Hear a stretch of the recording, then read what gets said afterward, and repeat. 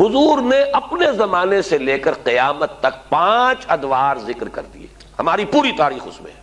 مسند احمد ابن حنبل کی روایت ہے رحمہ اللہ، اور راوی ہے حضرت نعمان ابن بشیر رضی اللہ تعالی عنہ، تکون النبوۃ فیکم ما شاء اللہ ان تکون، مسلمانوں تمہارے مابین نبوت رہے گی جب تک اللہ چاہے کہ رہے، یعنی میں بنفس نفیس موجود رہوں گا تمہارے مابین جب تک اللہ چاہے گا۔ اس کے بعد انک میت وانہم لمیتون، اے نبی آپ کو بھی موت آئے گی اور ان کو بھی آئے گی، انتقال تو ہونا ہے۔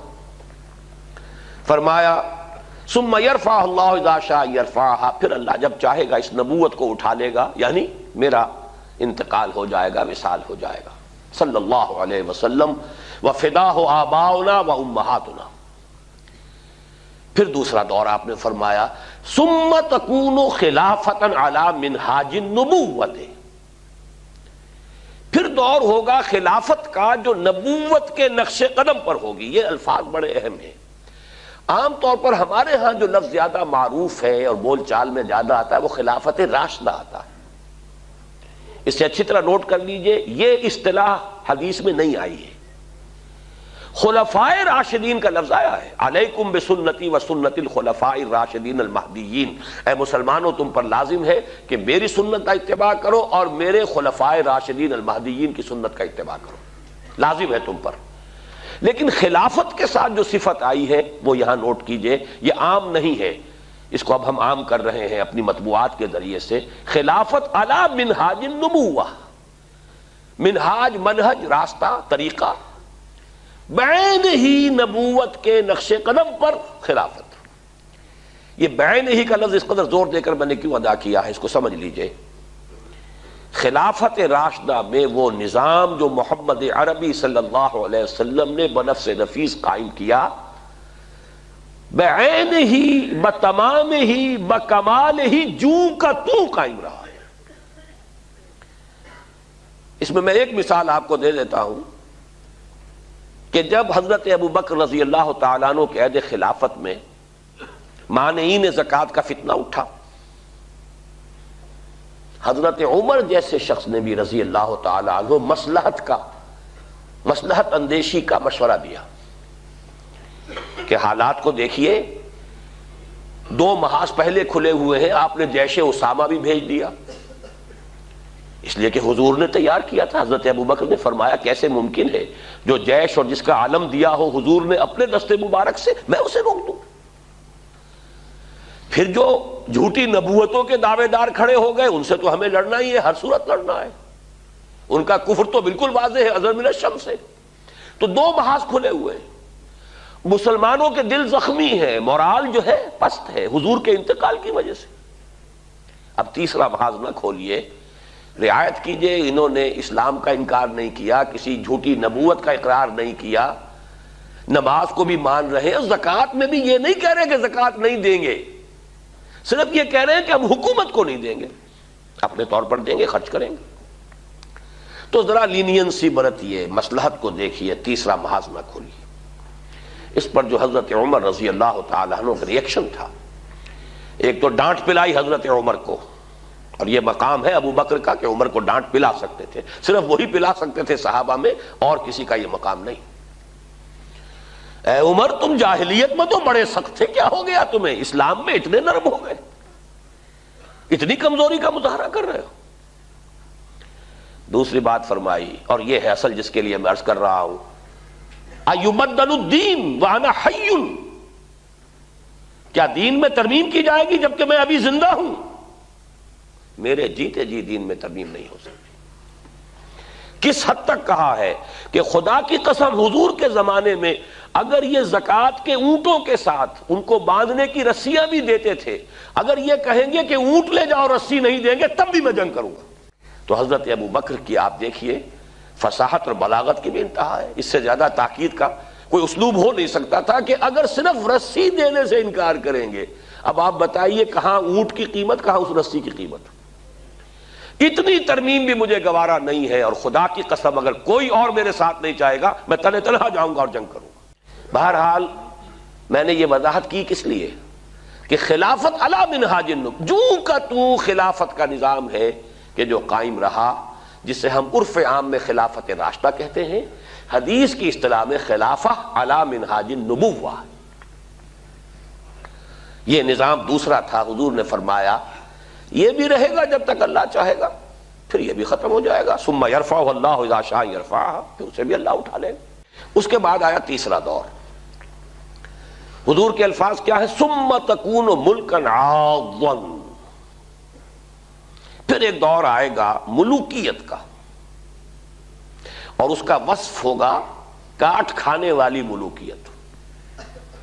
عض یعض یوم یعض الظالم علی یدیہ، قیامت کے دن جو ہے ظالم اور کافر جو ہے اپنی مایوسی میں حسرت کے ساتھ اپنے ہاتھوں کو کاٹ رہے ہوں گے، ہائے ہماری شامت، ہم کس راستے پر چلتے رہے کہ آج اس انجام سے دو چار ہونا پڑا۔ عض یعض، کاٹنا، دانتوں سے کاٹنا۔ کٹکھنی ملوکیت کا دور آئے گا، فتکون ما شاء اللہ ان تکون، پھر وہ بھی رہے گی جب تک کہ اللہ چاہے گا کہ رہے، ثم یرفع اللہ اذا شاء یرفع، پھر اللہ تعالیٰ جب چاہے گا اسے بھی اٹھا لے گا۔ اس سے مراد کیا ہے؟ خلافت راشدہ یا خلافت علی منہاج النبوہ کے بعد جس نظام کو عرف عام میں خلافت کہا جاتا ہے، حدیث نبوی نے اسے ملوکیت سے تعبیر کیا۔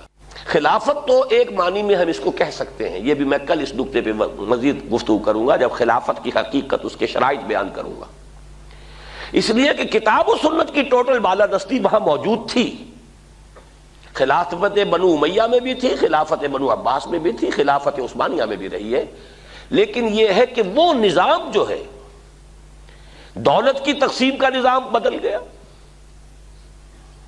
اور یہ در حقیقت ملوکیت یوں سمجھیے کہ دور بنو امیہ جو ہے 90 برس ہیں اس کے، یہ ٹرانزیشن کا ایک پیریڈ ہے، عبوری دور ہے۔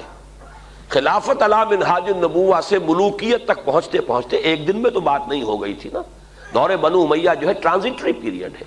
اصل ملوکیت جا کر جو جمی ہے وہ دور بنو عباس ہے، جب محل بنے اور ٹھاٹھ جمے، وہ دور در حقیقت، ورنہ اس سے پہلے عربی حضارت اور بدویت جو ہے دور بنو امیہ میں برقرار تھی، لیکن بہرحال ظالم حکومت تھی، اس میں تو کوئی شک نہیں۔ میں چند اس کے اشارے کر رہا ہوں۔ جو کچھ ہوا حسین ابن علی رضی اللہ تعالی عنہما کے ساتھ کربلا میں، اور یہ تو چونکہ ان کا ذکر جو ہے بہت زیادہ ہوتا ہے، ہر سال جو ہے خاص اہتمام سے ہوتا ہے، اس لیے بچہ بچہ واقف ہے۔ وہی کچھ ہوا حضرت عبداللہ ابن زبیر کے ساتھ مکہ مکرمہ میں، عین مکہ مکرمہ میں ذبح کیے گئے ہیں، حرمت حرم مکی کو بٹا لگا ہے۔ پھر واقعہ ہررا ہوا ہے، 3 دن تک مدینے کو لوٹ مار کیا گیا، اور مدینے کے اندر خواتین کی بے حرمتی ہوئی، واقعہ ہررا۔ حرم نبوی جو ہے اس کی بے حرمتی ہوئی۔ پھر حجاج ابن یوسف کے ہاتھوں سینکڑوں تابعی شہید کیے گئے۔ تو تاریخ کے حقائق ہیں، اور میرے لیے اس سے بھی کہیں زیادہ دردناک اور تاریخ کے اعتبار سے کہیں زیادہ فیصلہ کن ظلم جو تھا، محمد ابن قاسم کو بلا کر شہید کر دیا۔ وہ نوجوان، ٹین ایجر نوجوان جو آیا تھا، فاتح تھا، اور اتنا نیک، اتنا پارسا، ہندوؤں نے اپنے ذہن کے مطابق اسے اوتار کا درجہ دیا۔ وہ تو اپنے ذہن سے سوچیں گے نا، مورتیاں بنا کر مندروں میں رکھ دی گئیں جن کو پوجا جا رہا تھا۔ ایسا نیک، اتنا صالح، اتنا پارسا، ایسا متقی، ایسا عادل حکمران، اگر کہیں انہیں موقع مل گیا ہوتا تو اسی وقت ہندوستان پورا فتح ہو جاتا۔ لیکن ملوکیت کو سب سے بڑا خطرہ لاحق ہو جاتا ہے اگر کوئی شخص اتنا پاپولر ہو گیا تو ہمیں خطرہ ہے، ہمارے اقتدار کو خطرہ ہے۔ وہاں تو سوچنے کا انداز یہ ہوگا کیا جرم تھا محمد ابن قاسم کا؟ تاریخ خاموش ہے، بے گناہ بلایا گیا، شہید کر دیا۔ یہی ہوا بعینہ ہی موسیٰ ابن نصیر کے ساتھ رحمت اللہ علیہ، جس نے کہ شمالی افریقہ کا اکثر و بیشتر حصہ فتح کیا تھا، اور اس کے ایک ادنا کمانڈر تھے طارق ابن زیاد، طارق جو بر کنارہ اندلس سفینہ سوخت، جس نے پورا جو ہے آئیبیرین پیننسولا فتح کیا ہے۔ موسیٰ ابن نصیر کو بھی بلا کر جان بخشی کر دی گئی، بوڑھے تھے بہت، ورنہ یہ کہ اتنا ذلیل کیا گیا ہے، تیز دھوپ میں کھڑا رکھا گیا ہے، بے ہوش ہو کر نیچے گرے۔ خطرہ دونوں سے ایک ہی بات کا تھا کہ ہماری بادشاہت کو ان افراد کی یہ پاپولیرٹی جو ہے اس سے خطرہ لاحق ہو گیا۔ یہ ہے وہ، ابھی تو یہ دور میں ابھی بنو امیہ کی بات کر رہا ہوں ساری، پھر جو بھی ٹھاٹھ جمے ہیں اور جو عیش ہوئے ہیں، اور کوہ قاف کا سارا نسوانی حسن جو ہے جو بغداد کے محلوں میں آیا ہے، پھر رقص و سرود جو بھی ہوا ہے، سب کچھ سب کو معلوم ہے۔ الف لیلہ جو ہے بغداد کی 1000 راتیں جو ہے، یہ ساری کی ساری داستانیں ذہن میں رکھ لیجئے۔ یہ ہے بہرحال تیسرا دور۔ چوتھا دور آپ نے فرمایا ثم تکون ملکا جبریا، پھر ایک اور ملوکیت آئے گی اور وہ ہوگی مجبوری والی ملوکیت۔ چونکہ ہمارے پاس کوئی گواہی موجود نہیں ہے کہ اس کا فرق حضور سے پوچھا گیا ہو کہ حضور یہ دونوں ملوکیتوں کا کیا فرق ہے، ملوکیت کاٹ کھانے والی ملوکیت اور پھر چوتھا دور ہے ملوکیت جبری ملوکیت۔ تو آپ نے کیا جواب دیا؟ کوئی ریکارڈ نہیں ہے، نہیں معلوم اس وقت کیا سمجھا گیا۔ آج ہمارے سامنے روز روشن کی طرح واضح کہ اس سے مراد کیا ہے۔ پہلا ملوکیت کا دور وہ تھا کہ ملوک مسلمان تو تھے، کلمہ گو تو تھے، پھر ملوکیت جو آئی ہے ہم پر وہ غیر مسلموں کی حاکمیت اور غلامی، western imperialism, European powers, colonial powers, برطانیہ کے غلام، فرانس کے غلام، اٹلی کے غلام، ولندیزیوں کے غلام، یہ غلامی، یہ چوتھا دور ہے جس کی کہ حدیث میں خبر دی گئی۔ یہاں میں اس وقت صرف اشارہ کر رہا ہوں، تفصیل سے آج ہی بعد میں عرض کروں گا۔ یہ چوتھا دور ابھی ختم نہیں ہوا، ایک اعتبار سے ختم ہوا ہے، ایک اعتبار سے جاری ہے۔ ختم اس اعتبار سے ہوا ہے کہ ڈائریکٹ رول، براہ راست غلامی ختم ہو گئی، تماشا دکھا کر مداری گیا، انگریز اور اس کے فوجی گئے، فرانسیسی گئے، ولندیزی گئے، اطالوی گئے، سب گئے، ڈائریکٹ رول ختم، اس اعتبار سے ختم ہوا۔ لیکن انڈائریکٹ رول برقرار ہے، رول بائی پراکسی یا ریموٹ کنٹرول، سب ان کے شکنجے میں، ہماری معیشت ان کے شکنجے میں، ہمارے وسائل ان کے قبضے میں، ہمارے ذہن ان کے قابو میں، اور اب تو جس درجے CNN اور نہ معلوم کس کس کے ذریعے سے ہمارے ذہنوں کے اوپر جو بھی جبر آ رہا ہے، کہاں بچ کر جائے گا؟ کون بچ سکے گا؟ پھر یہ کہ اس سے پہلے ابھی ہم تہذیبی انداز میں غلام، علم میں بھکاری، ٹیکنالوجی میں بھکاری، ان کے دست نگر۔ تو در حقیقت یہ چوتھا دور جزوی طور پر ختم ہوا ہے، لیکن در حقیقت معنوی اعتبار سے ابھی اس کا تسلسل جاری ہے۔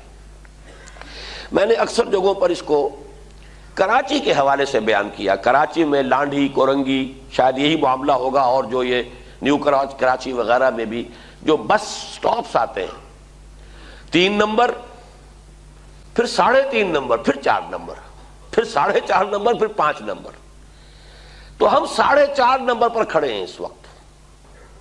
چوتھا دور ایک درجے میں ختم ہوا ہے، ایک درجے میں ابھی باقی ہے، اس پر میں بعد میں عرض کروں گا۔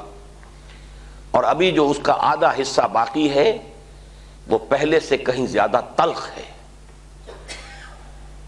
اس کے شدائد اور مصائب پہلے سے کہیں بڑھ کر ہوں گے، لیکن وہ میری گفتگو میں بعد میں آئے گی بات۔ اب آئے ہم آخری دور پر۔ حضور نے فرمایا بہرحال اس کو بھی ختم ہونا ہے، ثم یرفعہ اللہ اذا شاء یرفع، پھر اس دور کو بھی اللہ اٹھا لے گا جب چاہے گا کہ اٹھا لے۔ ثم تکون خلافۃ علی منہاج النبوہ، پھر دور آئے گا خلافت علی منہاج النبوہ کا۔ یہ ہے وہ نوید جاں فضا، یہ ہے وہ خوشخبری موجودہ مایوس کن حالات میں